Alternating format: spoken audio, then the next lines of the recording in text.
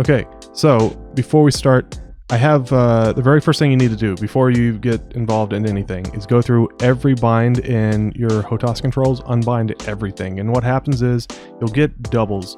So what would happen is, like, say button 6, I think by default is inner focus mode. So if you happen to bind button 6 to launch missile or something like that, you'll be entering focus mode when you're launching missiles, and that's not good. So it's important to go through and unbind everything. Second, ones like this, like flight view right here, if I don't have it open, just assume nothing's in there.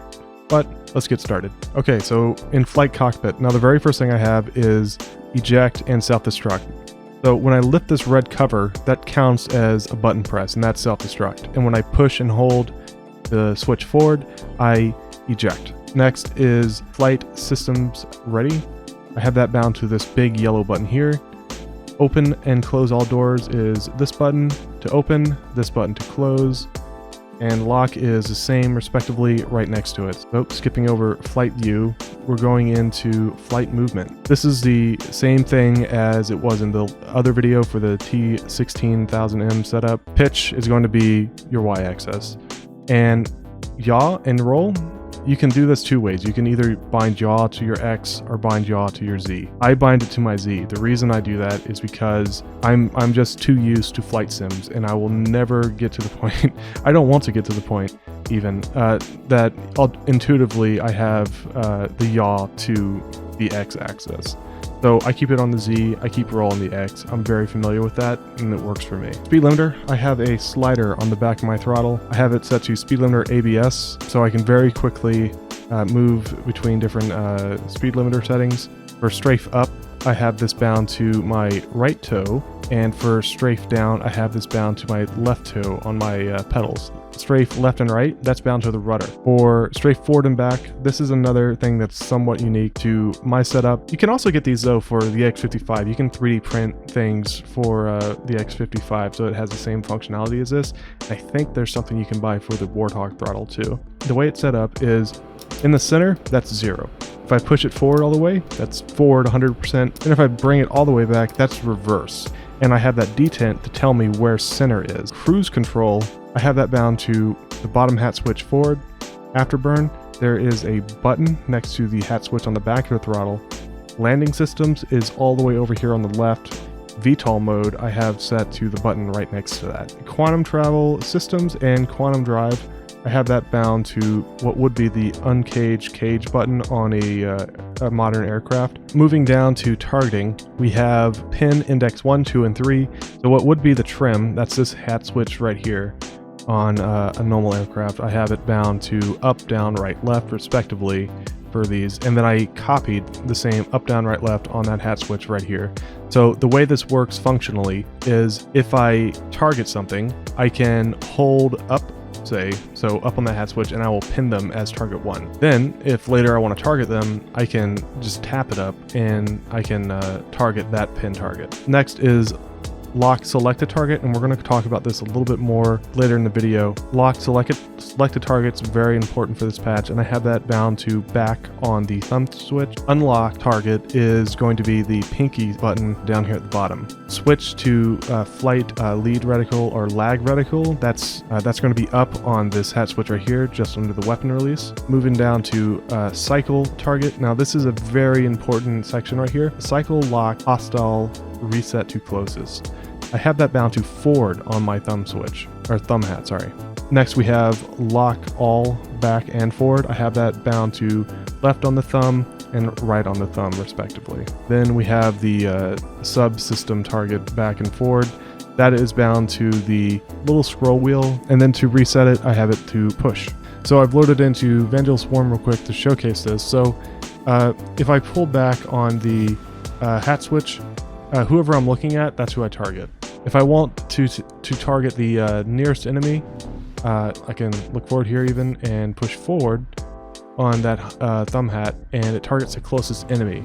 If I want to cycle through everyone, it's left and right on the hat switch, and I can cycle through people. And let's say I wanted to target this Vandal up here, or sorry, pin him as 1, I just push up and hold, and now he's 1.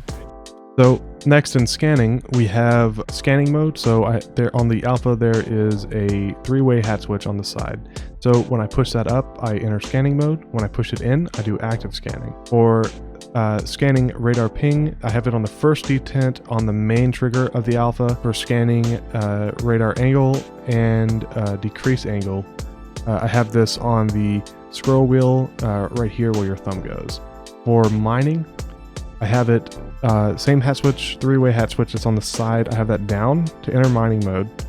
And then for fire mining laser, it's button 3 again, which is the first detent on the main trigger. Switch mining laser, that's going to be back on the thumb switch. Increase, decrease power to the laser. This is what would be the flaps control.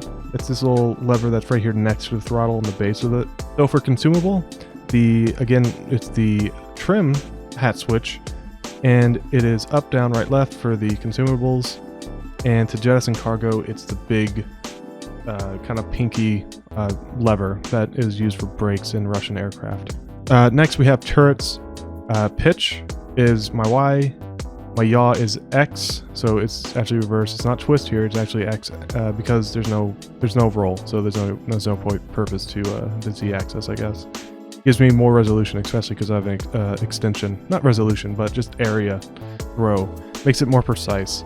So for target gyro, it is down on this hat switch right under the weapons release.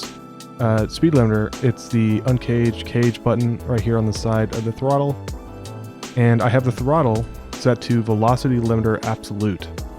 So what this does is it allows you to control the speed that your turret moves. Why would you want to do this? Because if your target's at a longer range, this is going to give you a lot more precision when you're aiming at something further away. When something's really close, yeah, you want that extra speed so you can like whip around and get to them. But if they're at a constant area, you want to bring your sensitivity down as much as possible so you have finer control.